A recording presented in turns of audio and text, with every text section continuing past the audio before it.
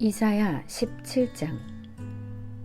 이것은 다마스쿠스를 두고 하신 엄한 경고의 말씀이다. 다마스쿠스는 성읍 축에도 들지 못하고 허물어진 무더기가 될 것이다. 또한 아로엘의 성읍들이 황무지가 될 것이다. 그 성읍들은 양떼의 차지가 되며 양떼가 누워도 그들을 놀라게 할 자가 하나도 없을 것이다.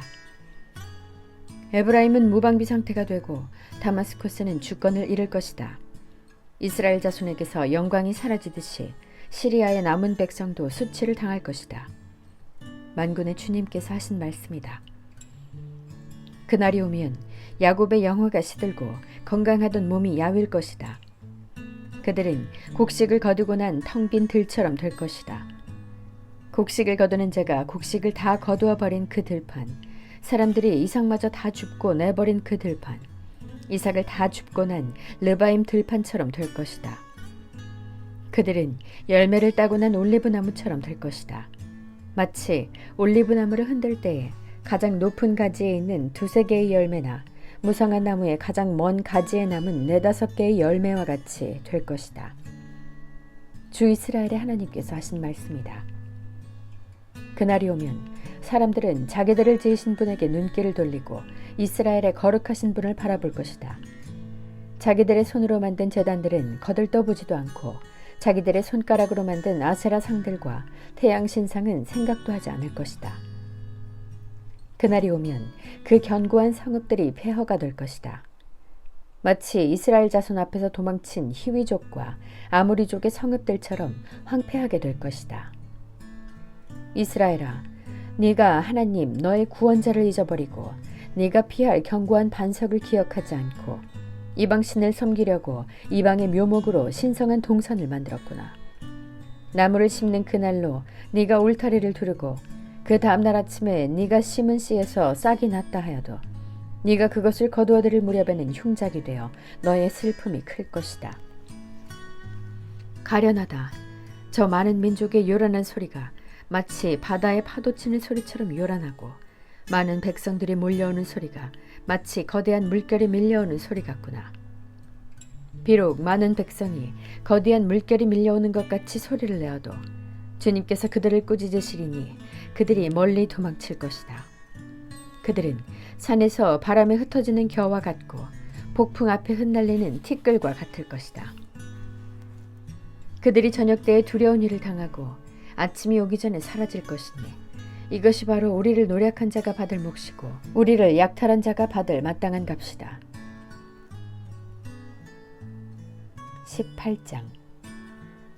에티오피아의 강 건너편 벌레들이 날개치는 소리가 나는 땅에 재앙이 닥칠 것이다. 그들이 갈대배를 물에 띄우고 뱃길로 사절단을 보낸다. 너희 민첩한 사절들아, 가거라. 강물이 여러 갈래로 나뉘어 흐르는 땅으로 가거라. 거기에 사는 민족, 곧 키가 매우 크고 근육이 매끄러운 백성, 멀리서도 두려움을 주고 적을 짓밟는 강대국 백성에게로 가거라. 이 세상 사람들아, 땅에 사는 주민들아, 산 위에 깃발이 세워지면 너희가 보게 되고 또 나팔 소리가 나면 너희가 듣게 될 것이다. 주님께서 나에게 이렇게 말씀하신다. 내가 나의 처소에서 조용히 내려다보겠다. 추수철 더운 밤에 이슬이 조용히 내려앉듯이 한여름 폭염 속에서 뙤약볕이 고요히 내리쬐듯이 곡식을 거두기 전에 꽃이 지고 신포도가 연글 때에 주님께서 연한 가지들을 낫으로 자르시고 뻗은 가지들을 찍어버리실 것이다. 산의 독수리들과 땅의 짐승들이 배불리 먹도록 그것들을 버려두실 것이니 독수리가 그것으로 여름을 나고 땅의 모든 짐승이 그것으로 겨울을 날 것이다. 그때 만군의 주님께서 예물을 받으실 것이다. 강물이 여러 갈래로 나누어 흐르는 땅, 거기에 사는 민족, 곧 키가 매우 크고 근육이 매끄러운 백성, 멀리서도 두려움을 주고 적을 짓밟는 강대국 백성이 만군의 주님께 드릴 예물을 가지고 만군의 주님의 이름으로 일컫는 곳 시온산으로 올 것이다. 19장. 이것은 이집트를 두고 하신 엄한 경고의 말씀이다. 주님께서 빠른 구름을 타고 이집트로 가실 것이니 이집트의 우상들이 그 앞에서 떨고 이집트 사람들의 간담이 녹을 것이다. 내가 이집트 사람들을 부추겨서 서로 맞서 싸우게 하겠다. 형제와 형제가, 이웃과 이웃이, 성읍과 성읍이, 왕권과 왕권이 서로 싸우게 하겠다. 그래서 이집트 사람들의 길을 죽여놓겠다. 내가 그들의 계획을 무산시켜버리면 그들은 우상과 마술사와 신접한 자와 무당을 찾아가 물을 것이다. 내가 이집트를 잔인한 군주의 손에 넘길 것이니 폭군이 그들을 다스릴 것이다. 주님, 곧 만군의 주님께서 하신 말씀이다. 나일강이 마를 것이다. 강바닥이 바싹 마를 것이다. 강에서는 악취가 나며 이집트 시냇물의 물 깊이가 얕아져 마르겠고 파피루스와 갈대도 시들어버릴 것이다. 나일 강가와 어귀의 풀밭과 강변에 심은 모든 나무가 말라서 바람에 날려 사라지고 말 것이다. 나일강에서 고기를 잡는 어부들이 슬퍼하며 통곡하고 나일강에 낚시를 던지는 모든 낚시꾼과 강에 그물을 치는 사람들이 잡히는 것이 없어서 고달파할 것이다. 가는 배를 짜는 사람이 배 짜는 일을 그만두고 흰 천을 짜는 사람도 실망하여 천 짜는 일을 그칠 것이다. 옷 만드는 사람들이 낙심하니 모든 품꾼의 마음에도 병이 들 것이다. 소환의 지도자인 너희는 어리석기만 하고 지혜롭다고 하는 바로의 참모인 너희도 어리석은 제안만을 하고 있으니 어찌 바로에게 너희가 옛 현인들과 옛 왕들의 후예라고 감히 말할 수 있겠느냐. 이집트의 임금아, 너를 섬기는 현인이 어디에 있느냐. 그들을 시켜서 만군의 주님께서 이집트에 대하여 무엇을 계획하셨는지를 알게 하여 너에게 보이라고 하여라. 소환의 지도자들은 어리석은 사람들이다. 멤피스의 지도자들은 제 꾀에 속고 있다. 이집트의 주춧돌들인 지파들이 이집트를 그릇된 길로 이끌었다. 주님께서 친히 그들에게 마음을 혼란시키는 영을 부으셔서 그들이 이집트를 잘못 다스리게 하셨다. 그래서 마치 취한 자가 토하면서 비틀거리듯 이집트를 그 꼴로 만들었다. 그러므로 이집트에서는 되는 일이 없고 우두머리나 말단에 있는 사람이나 종려나무처럼 귀한 자나 갈대처럼 천한 자나 가릴 것 없이 모두 쓸모가 없이 될 것이다. 그날이 오면 이집트 사람이 마치 겁 많은 여인처럼 되어 만군의 주님께서 그들 위에 팔을 펴서 휘두르시며 심판하시는 것을 보고서 두려워하며 떨 것이다. 이집트 사람은 유다 땅을 무서워할 것이다.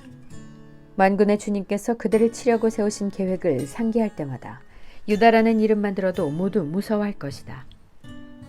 그날이 오면 이집트 땅의 5 성읍에서는 사람들이 가나안 말을 하며 만군의 주님만을 섬기기로 충성을 맹세할 것이다.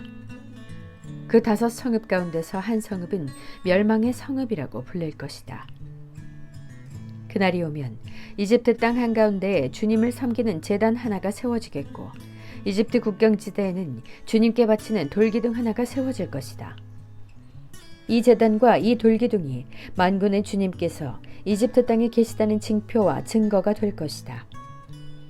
그래서 그곳 백성이 압박을 받을 때에 주님께 부르짖어서 살려주실 것을 간구하면 주님께서 한 구원자를 보내시고 억압하는 자들과 싸우게 하셔서 백성을 구원하실 것이다.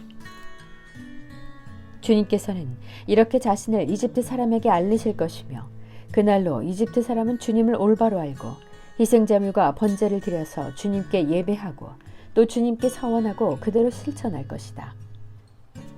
주님께서 이집트를 치시겠으나 치시고 나서는 곧바로 어루만져 낫게 하실 것이므로 그들이 주님께로 돌아오고 주님께서는 그들의 간구를 들으시고 그들을 고쳐주실 것이다.